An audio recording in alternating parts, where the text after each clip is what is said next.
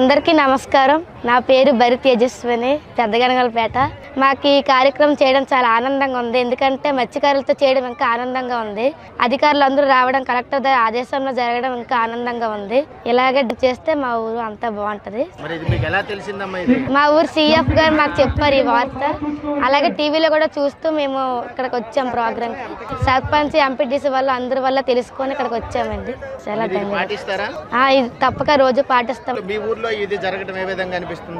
మా ఊర్లో జరగడం చాలా ఆనందంగా ఉంది. మత్స్యకారులతో చేయించడం ఇంకా ఆనందంగా ఉంది సార్. దీనివల్ల మీ కుటుంబానికి ఏం ఉపయోగపడుతుంది అంటే ఆరోగ్యంగా ఉంటారు, చెడు బానిసలకు అలవాట్లు కాకుండా మంచిగా ఉంటారు, హెల్త్ కూడా బాగుంటుందని అనుకుంటున్నాను. దీన్ని అంతర్జాతీయ యోగా దినోత్సవం ఎప్పుడు జరుపుకుంటారమ్మా?